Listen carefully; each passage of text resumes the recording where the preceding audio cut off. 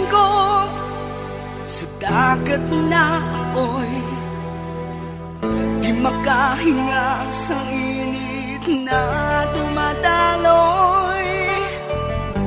Ialay mo ang bagong pag-asa sa tulad kong nasadlak sa pagkakasala. Provincial Jail, kasaysayan sa mga tinugang ang inakabuhi, naging bahin sang Provincial Jail. Sa diin ang apat kapamusod sang pader, naging lulubngan sang ilang mga handom kag mga kalipay, nga naging saksi man sang ilang mga pag-antos, kag kabudlay kag paghinulsol. Litong-lito sa nakakabingin ingay, di makatawid sa malawak na lakusan. Ialay mo ang bagong pag-asa sa tulad kong nasadlak sa pagkakasala. Provincial Jail, makig-upod kita sa ila pagpanarambiton, kag makigbahin kita sa ila kalipay, kag pag-antos, nga ilaman na agong sa Provincial Jail.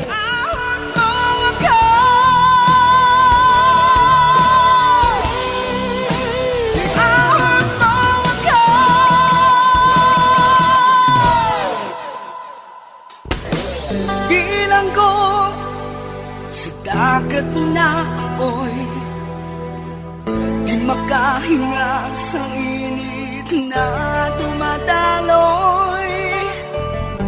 Ialay mo ang bagong pag-asa sa tulad kong nasadlak sa pagkakasala. Sa liwat may ngadlaw sa inyong mga palangga namong nga tagparamati. Sa karon nga adlaw padayunon naton ang kasugpon sang sulat nga ginatagan naton sang kabuhi diri sa aton panatuntunan, Provincial Jail. Iahon mo ako sa nagliliyap na apoy, na aking matikman ang tamis ng sandali. Bahin sa nagligat. Nabugtawan na lang ni Stella nga wala na si July, kag sulatan ang ginbilin sa nga nagasiling, nga nagpalayo siya, tungod ginlatnan siya ni Stella sang balatian.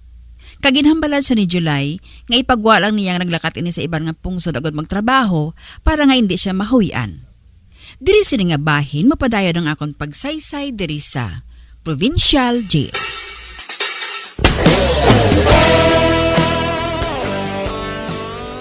Stella, ari na ako. George! Ikaw? Oo, Stella, maayo na ako.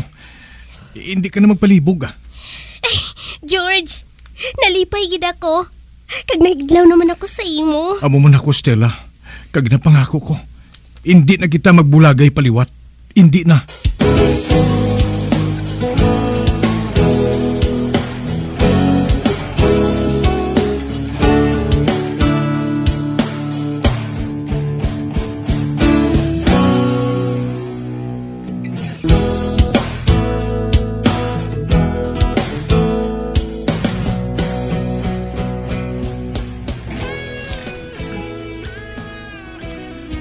Stella, may hambal ko si mo.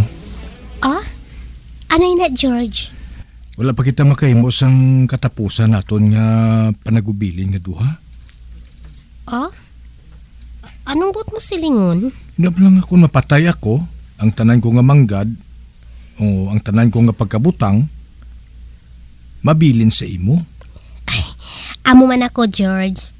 Kung mapatay man ako, ang tanan ko nga pagkabutang, ginabilin ko man sa imo. Na, amo na. Kagbuhato na ton ina, sa atubang sang abogado.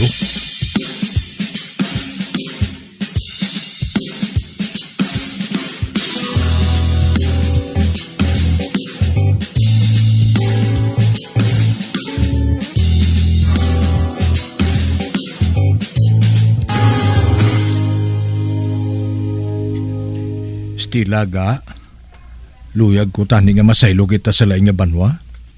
Ay nga aman, May nakita ko to nga pwesto mo. nga pwede natong patindugan sang negosyo. Amo gali. At sige sugot ako sina. Masaylo kita kung amoy ng gusto mo.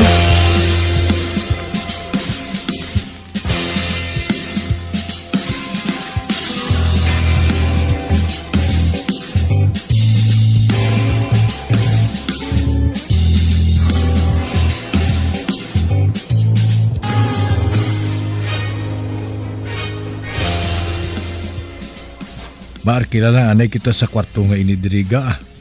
Ugaling na lang ta magbakal sang balay kung magmayo ng ato negosyo. At sige Dumayo man ang balay nga ini May bathtub ang bathroom. Oo man. Nakibalo ko nga daan nga gusto mo gadya maligo sa bathtub mo.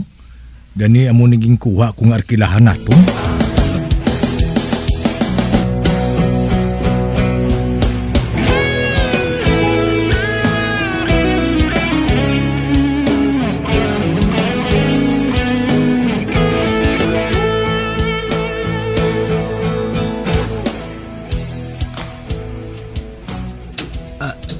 Bah, ikaw gali, George. Kag may dala ka nga duha ka itlog, diin ka maghalin. Kwanong, nagbakal ako sa itlog kaya mo nang hambal ni Stella mo. Amo gali. Sige no nga, muna ko. Basi kong ginahulat ako ni Stella. Sige, padayon lang, George. Maayo man nga ba na ining si George? Siya pa ang nagahikot sang pamahaw sang iya asawa. Nung nato! Bah, si George man ina. George! Nga! Si Stella? Labda ko siya sa batab kag patay na siya. Samtang nag-auyat sang hapon. Be, ano? Nung palihog lang, magtawag isang doktor ay maluwi ka. Magtawag isang doktor, Nong!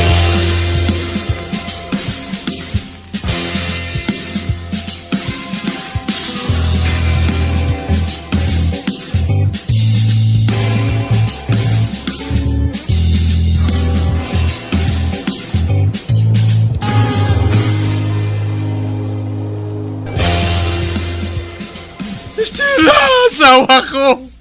Gagin bayaan mo ako. Nagbakal lang ako sa itlog kag magbalik ko patay ka na. Nga na patay ka nga. Hindi ko mabaton. George. Ginausisa na subungan kinamatyan sa imo asawa. Hindi ka magpatama, dira. Stella, asawa ko! Stella!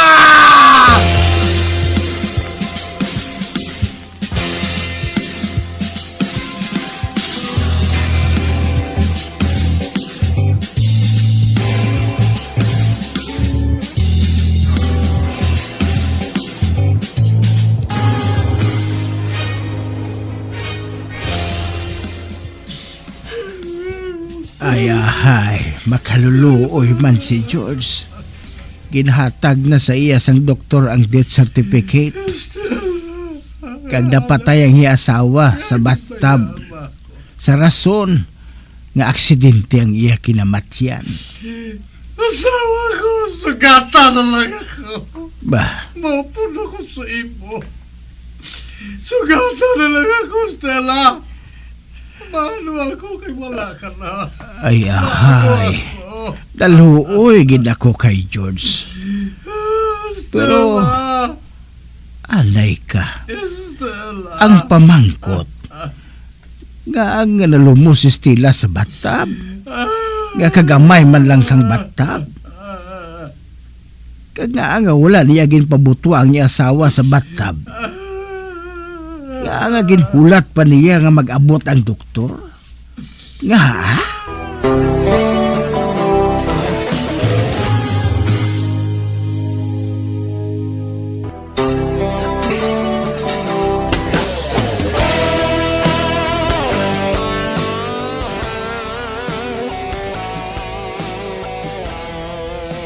Nag-arkila si July kag si Stella sa isa ka kwarto nga may bathtub. Kag samtang nagapaligo si Stella sa bathtub, naglakat si July sa pagbakal sang itlog. Kag sa makabalik ini, Amo na lang kakibot sang ilang nga landlord sang mabatian ang pagsingkita ni July. Ginkadtuan niya ini dito kag nahibalan nga napatay na si Stella sa bathtub. Apa nga tingala man ang landlord kung nga wala ginbutwas ni July ang iya asawa sa bathtub.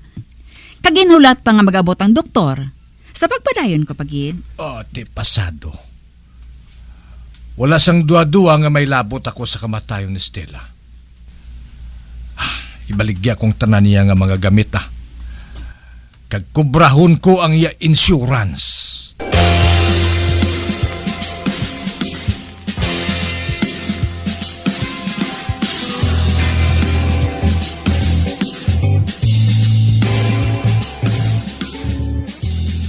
Kadako sang kwarta nga nakuha ko sa insurance ni Stella. Bago nagpirmahan na nga daan kami. Ngang tanan nga pagabutang niya akong makuha. Kag nakubra ko na. Siguro ako lang ang tao nga nagkamol sang madamo nga kwarta sa kalalangan sa mga babae. Man nagabuang-buang sila sa pagigugma sa akon. Okay na. Wala na si Stella. Karon, mangita naman ako sang babae nga madason ko nga mabiktima. Inang do maanugibla sa ako now. Kag siyempre, islan ko naman ang akon ngalan. Islan ko kay John Love. John Love. Kag natural. Lainon ko naman ang akon itsura. Buhaton ko nga daw mistiso. Ang akong buhok, iblande ko ini. Pagkatapos mapatakod ako sa biguti. Sino pang makakilala sa akong nga ako si July? Hindi gani si George? Kag matapos nga maparituki ko nga akong itsura, ako na si John Love. Kag mangita ako dayon sa bag-o ko nga mabiktima.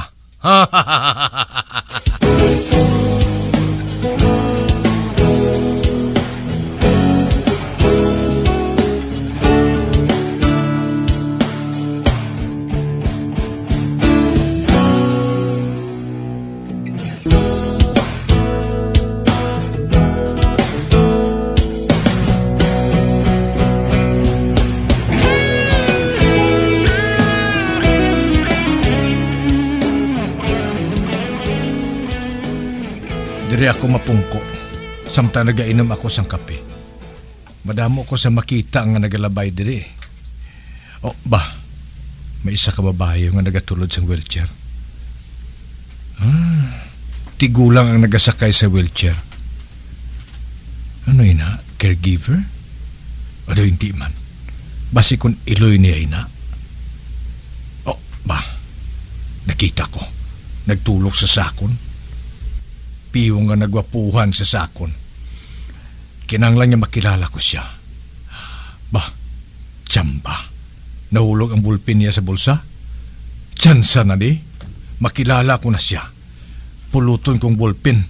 Kag ilagas ko sa iya.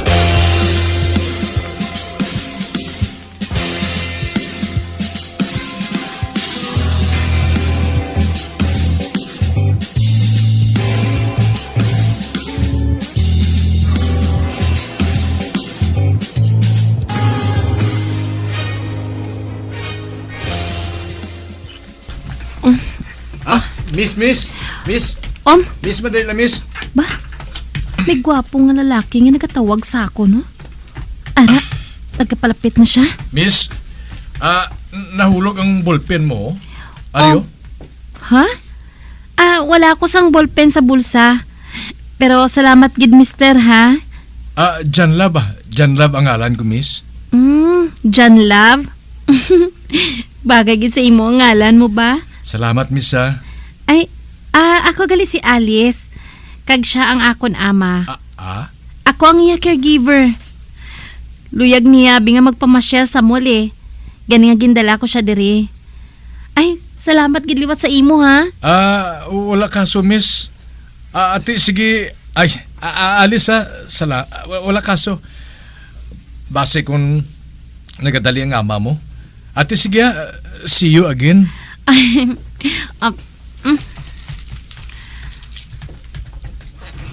Ato na siya. Piyo, nga buwas. Makitaay naman kami.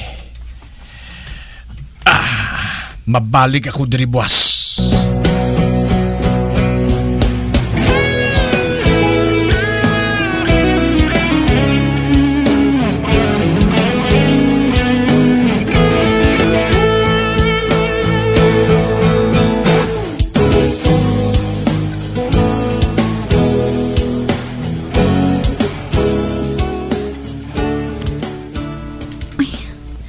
Hindi ako makatulog Hindi makuha sa akong kaisipan si John Love. Ay, kagwapo gid sa iya. Sang magsugat na yung panulok namon sa mall. Pamatsyag ko. Do sa may bato balani ang iya mata. Nabatsyagan ko, kid. Nga, do nagakatunaw ako. Ay, 40 na ako. Kag nagpanumpa na ako nga, hindi ako magpamana. Kag amoy na, kun nga ang alaon ako tubtob subong. Apong sa makita ko si John Love.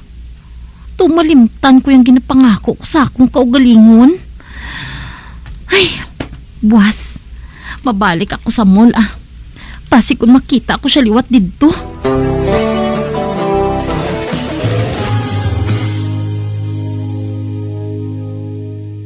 Bilang ko sa dagat na apoy, di makahinga sa init na dumadaloy.